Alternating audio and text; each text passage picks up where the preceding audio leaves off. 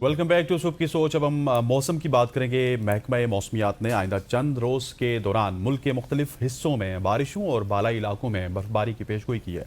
मौसमियाती माहिरीन ने पंजाब और इस्लामाबाद में 6 से 9 अप्रैल के दौरान बारिशों की पेशगोई की। मगरबी हवाओं का नया सिलसिला 5 अप्रैल की शाम बलूचिस्तान के मगरबी अजला में शामिल होगा, जो 9 अप्रैल तक बालाई इलाकों में असरअंदाज रहने का इम्कान है उसका। बलूचिस्तान में 5 से 7 अप्रैल के दौरान बारिशें मुतवक्के हैं, जबकि सिंध में 6 अप्रैल को गरज चमक के साथ बारिश का इम्कान है। गिलगित बल्तिस्तान में बारिश के साथ पहाड़ों पर बर्फबारी मुतवक्के है, जबकि आज़ाद कश्मीर में भी बारिश और बर्फबारी की पेशगोई की जा रही है। बिल्कुल जी, और इसी सूरत हाल पर बात करने के लिए हमें ज्वाइन कर चुके हैं जवाद मेमन साहब। Thank you so much sir for your time. Hasnain ने बताया कि ये सिलसिला और ये खबरें अभी हमारे तक पहुंच रही हैं, लेकिन आप ही इसको वेरीफाई करेंगे सही तरीके से और बताइएगा कि अब अगर बात की जाए, स्पेशली अगर इस्लामाबाद की बात करें, यहीं से स्टार्ट कर लेते हैं, तो ये सिलसिला कब शुरू होगा और कब तक जारी रहेगा? देखें, बिल्कुल ये नया मगरिबी हवाओं का सिस्टम जो है वो बेसिकली आज से स्टार्ट हो रहा है और तकरीबन ये पाकिस्तान के अक्सर इलाकों में रहेगा वक्फे वक्फे से। इस्लामाबाद की अगर रिकॉर्डिंग बात करें तो आज शाम या रात से जो है वो बारिशों का सिलसिला शुरू हो सकता है। मेनली फिर ये कल से लेके तकरीबन 8 से 9 तारीख तक जो है वो इस्लामाबाद में भी वक्फे वक्फे से गरज चमक के साथ तेज बारिश है। चंद एक मुकामात पर जो है वो थोड़ी मौसलाधार बारिश भी हो सकती है और इसके साथ साथ जो है वो ज़ालाबारी के इम्कान भी मौजूद रहेंगे। अच्छा, जवाब साहब, अक्सर लोग ये कहा करते थे कि पैटर्न चेंज हो चुका है, क्लाइमेट चेंज हो चुका है, लेकिन ये जिस सीज़न में बारिशें हो रही हैं ये बेसिकली बारिशों का ही सीज़न है और इसी सीज़न में हमें बहुत ज़्यादा गरज चमक भी देखने को मिलती है और उसके बाद बारिशें भी देखने को मिलती हैं। सो क्या हम ये समझ सकते हैं कि जो हमारा मौसम है वो अब संभलने की कोशिश कर रहा है?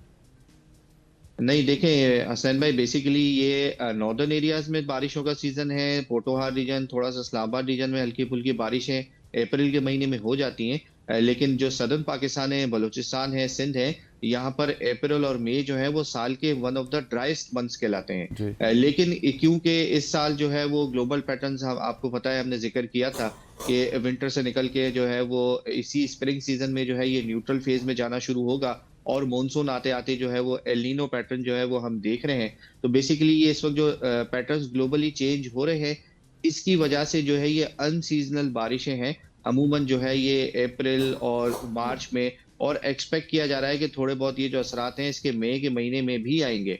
यानी कि मई के महीने में भी थोड़ी सी इस तरह की अनयूजुअल बारिशें हो सकती हैं। तो ये सारा जो है वो एक तो global patterns plus climate change, आपको पता है कि वो किस तेजी से जो है वो हमारे सारे वेदर पैटर्न्स को जो है वो शिफ्ट करता चला आ रहा है। सही। अच्छा जवाद साहब, अब हम ग्लोबल पैटर्न्स के हवाले से तो बात कर रहे हैं, क्लाइमेट चेंज भी हमने काफ़ी हद तक डिस्कस किया, लेकिन इसके बाद जो गर्मी की शिद्दत होगी वो किस तरह से होगी फिर?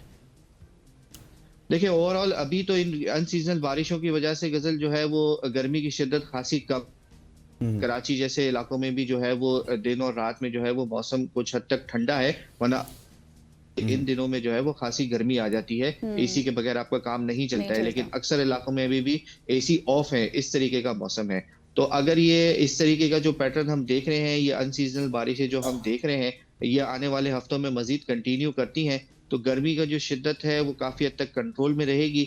लेकिन क्योंकि अब एल नीनो पैटर्न की तरफ हम जाते हुए नजर आएंगे, तो उसमें फिर अमूमन ये होता है कि प्री मानसून के जो हमारे सीजन होते हैं, यानी कि मिड ऑफ मई से लेके जून का जो महीना होता है, इन दिनों में जो है वो खासी गर्मी पड़ने का इम्कान रह सकता है।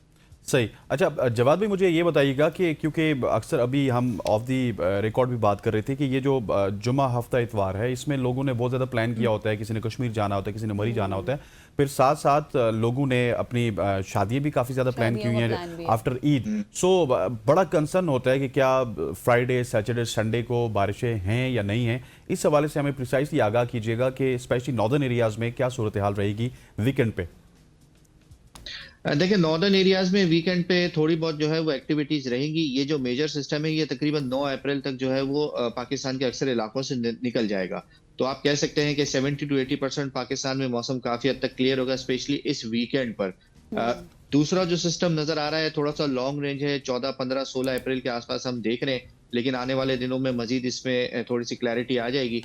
ओवरऑल ये है कि इस आने वाले वीकेंड पर जो है वो मौसम मुल्क के अक्सर इलाकों में काफी हद तक क्लियर होगा, बेहतर होगा, अच्छा प्लेजेंट वेदर रहेगा। नॉर्दर्न एरियाज में जो है वो थोड़ी बहुत एक्टिविटीज बारिश की, हल्की फुल्की बारिश की चलती रहेगी। सही। और अच्छा जवाद साहब, मुझे ये लास्टली बताइएगा, हमने देखा कि आज भी हम खबर शेयर कर रहे थे, ये जो पेशावर केपीके वाली साइड है वहाँ पर काफ़ी नुकसान हुआ है।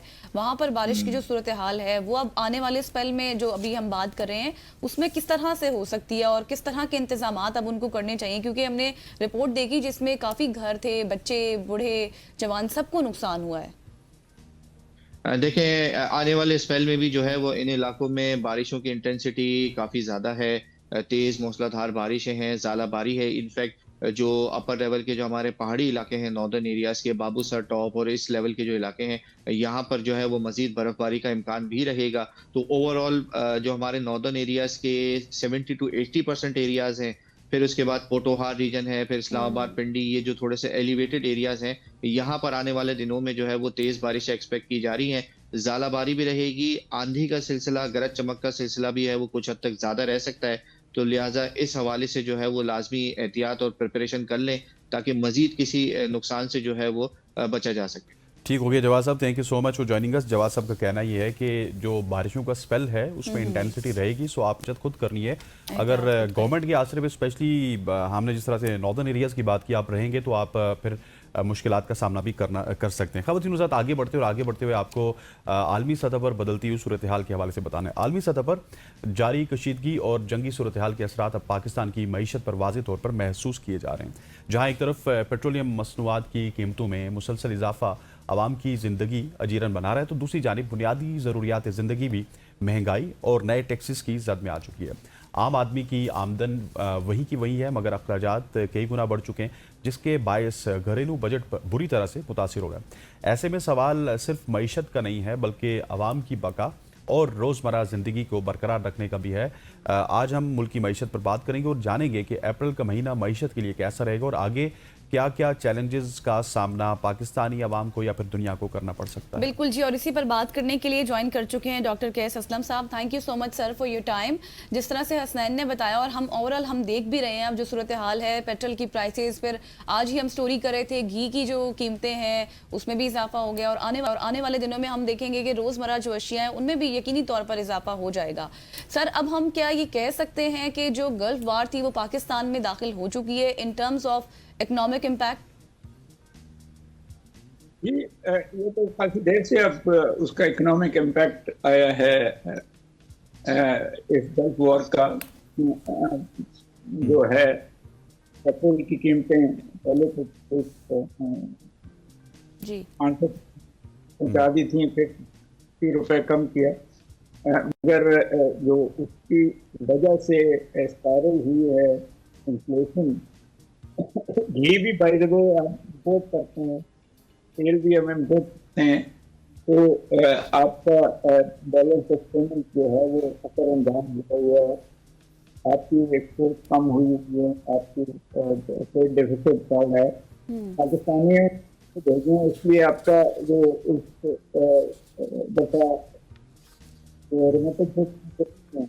मगर हमें खदशा है कि वो जो वहाँ गल्फ में उसकी वजह से शायद पाकिस्तानियों को कम मिले, जिसकी वजह से फिर वो रेमिटेंसेस कम होंगी, आपकी इंडस्ट्री जो है वो कम हो रही है, आपकी ग्रोथ जो थी 3.7 पे जानी थी वो अगेन 2.5 2.7 पे आ रही है। आपकी एग्रीकल्चर तो वैसे बची हुई है, अफगानिस्तान के साथ भी आपने जो झड़पें हो रही हैं उसमें बैंक और खेती के इलाके के कारोबारी लोगों को वो भी असर हो रहे हैं। ये आपकी जो सब्जियाँ फल वगैरह है वो दूर से आते हैं, आपकी ट्रांसपोर्ट भी उससे बढ़ते हैं, तो नेचुरली इन्फ्लेशन जो है वो आज 4.5% के करीब चली गई है। तनख्वाहें वही हैं जैसे आपने भी कहा, जो रोजगार हैं उनका ज़्यादा मुश्किल में था। तो कहीं ना कहीं अप्रैल जो है उसमें, हालांकि हमें पता लगा है कि जो वो जहाज जिसकी वजह से शायद की किल्लत कम हुई होगी, मगर यूएई ने अपने पैसे $3 बिलियन मांग लिए हैं। आपने ये यूरो बॉन्ड भी इसी महीने वापस करने हैं, तो वो कोई $5 बिलियन आपके कम हो जाएंगे। आपके रिजर्व्स में से जो 16 बिलियन हैं वो 11 बिलियन में रह जाएंगे। तो ये असर होना शुरू हुआ है। सवाल ये नहीं है, सवाल तो और है कि आपने अपने जो घर इकोनॉमिक्स की फ्रेजिलिटी है उसको क्यों नहीं किया हुआ इतने सालों में। तो नजर आना चाहिए था कि इस किस्म की होनी है, इस किस्म की कंट्री है। वो कैसा, मेरा सवाल भी ना हर इकोनॉमिस्ट से यही होता है कि क्या हमने अपने आप को प्रिपेयर किया है या नहीं किया। ये क्राइसिस 2020 में भी हमारे सामने आया था, अब वापस आ रहा है, कोविड की वजह से आया था, अब इकोनॉमी की वजह से आ रहा है। क्या हमने अपने आप को हाइब्रिड मॉडल में शिफ्ट किया? क्या हमने आपको इलेक्ट्रिक व्हीकल्स पे शिफ्ट किया? क्या हम जो पेट्रोल के ऊपर से अपना इन्हिसार कम करें? तो अनफॉर्चुनेटली मुझे कहना पड़ेगा कि नहीं। पिछली गवर्नमेंट की तो कुछ प्रायोरिटीज नजर आती थी, इन्होंने तो आके सोलर के ऊपर भी कदगन लगा दी। तो सर, इस तरह से किस तरह मामला चलेंगे फिर? देखें, बात यह है कि ये फिलोसफिकल और साइकोलॉजिकल माइंड फ्रेम है हुक्मरानों का। वो मेरे अपने, मैं हर प्रोग्राम में कहता हूँ कि मेरे ख्याल से कि ये हमारी ब्यूरोक्रेसी भी, हमारे पॉलिटिकल लीडर्स भी इस मुल्क को ईस्ट इंडिया कंपनी की तरह चला रहे हैं कि यहाँ से लूटो, लोगों का ख्याल ना रखो और फिर बाहर अपने बच्चे भी भेज दो, बाहर असासे भी खरीद लो। तो ये जब तक आपके मुल्क में ट्रांसपेरेंसी नहीं होगी, अकाउंटेबिलिटी नहीं होगी, आपके जो इंडस्ट्रियलिस्ट हैं, कारोबारी लोग हैं, उनको सपोर्ट नहीं मिलेगी, तो टैक्स बढ़ाने से इकोनॉमी नहीं चलती, कम करने से चलती हैं। एग्रीकल्चर में रिफॉर्म लाने की जरूरत है। आपको बहुत डायरेक्टली एक इकोनॉमिक पॉलिसी देखनी पड़ेगी कि क्या क्या आप इस मुल्क में बनाना चाहते हैं, किस मुल्क को एक्सपोर्ट करना चाहते हैं, आधार को नहीं करते। मगर इतने सालों में तकरीबन इस मुल्क को एडॉक पे चलाया है। लॉन्ग टर्म पॉलिसी जिस तरह एजुकेशन को 21वीं सदी में हम नहीं लाए। हमारे जो अव्वल तो स्कूल से बच्चे बहुत सारे बाहर हैं, जो स्कूल के अंदर हैं उनको भी उस लेवल की तालीम नहीं मिलती, और जिनको मिलती है अपर लेवल के जो प्राइवेट स्कूल हैं, वो बच्चे 80-90% इस मुल्क से बाहर जाना चाहते हैं। सो आपका सारा जो पर्पस ऑफ होल थिंग है वो हालांकि आपके पास डॉक्टर्स भी हैं, इंजीनियर्स भी हैं, लॉयर्स भी हैं, आपके पास अच्छे इकोनॉमिस्ट भी हैं, मगर उसको उस लेवल पे इस्तेमाल करना, आपने अपनी ब्यूरोक्रेसी को, अच्छे लोग थे उनको ब्यूरोक्रेसी बनाया हुआ है, उनको क्लास में बनाया है, राइट पर्सन राइट जॉब। आप सिर्फ वो लोग ऊपर लेके आते हैं जो आपकी चापलूसी करते हैं, जो आपकी बात मानते हैं, ऐसे मुल्क नहीं चला करते। तो बात आपकी सही है कि हमने तैयार नहीं किया हुआ काम को, हम समझते हैं कि फ्लड आ जाएंगे, खुद ही बह जाएंगे, खुद ही ठीक हो जाएंगे, तो खुद ही नहीं चलेगा, जो चल रहा है। मगर पॉपुलेशन जो बढ़ रही है, गुर्बत जो बढ़ रही है, नॉन प्रोडक्टिविटी यूथ में जो बढ़ रही है, वो बहुत इम्पोर्टेंट है। हमें बहुत जरूरी है कि लिंक करना है तीनों। बिल्कुल डॉक्टर साहब, आप दुरुस्त फरमा रहे हैं। अच्छा सर, मुझे बताइएगा, यूएई के जिक्र आपने किया, अब कल से भी ये खबरें हम देख रहे हैं, सुन रहे हैं, जो हमने कर्जा लिया था उसकी मियाद खत्म हो गई। वैसे हम मंथली तो रोल ओवर कर ही रहे थे उसको, लेकिन अब पाकिस्तान ने भी ये डिसाइड कर लिया है कि हम उनका कर्जा उनको वापस कर देंगे।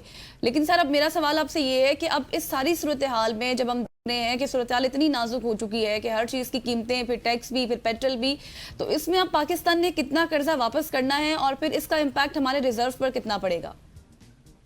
मैंने वो 80 आपसे कि इस महीने $3 बिलियन यूएई का कर्जा है, और शायद 2 बिलियन के करीब यूरो बॉन्ड मैच्योर होता है। ये तो $5 बिलियन हैं, और आपके रिजर्व 16 बिलियन है। तो अगर इसमें से बिलियन आप दे देते हैं तो ये रिजर्व 11 बिलियन पे रह जाएंगे। अब सवाल ये है कि आपकी रेमिटेंसेस जो है क्या की वजह से कम होंगी, अभी तो ज्यादा हुई हैं। आपकी क्या आप चाइना को, हालांकि मजे की बात यह है कि अगर आप अपनी अमेरिका के साथ एक्सपोर्ट देखें तो आपका सरप्लस है, कोई टोटल ट्रेड 15 बिलियन है, उनकी हमारी 3 बिलियन है, एक्सपोर्ट है वो 5 बिलियन है।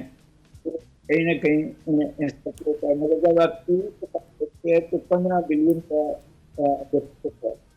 तो बहुत जरूरी है कि वो मुल्क जो इंडिया के साथ आपकी कोई केस नहीं है, पाकिस्तान के साथ ट्रेड नहीं है, पाकिस्तान के बहुत जरूरी है। ठीक हो गया Keshav thank you so much for joining अस। असलम साहब हमारे साथ मौजूद थे जो कि इकोनॉमी के हवाले से अपनी कीमती राय से हमें आगाह कर रहे थे। आपकी तशरीफ आवरी का सर बहुत बहुत शुक्रिया। यहाँ पे वक्त हुआ चाहता है एक शॉर्ट सी कमर्शियल ब्रेक का। ब्रेक लेते हैं, वापस आते हैं, हमारे साथ रहिएगा।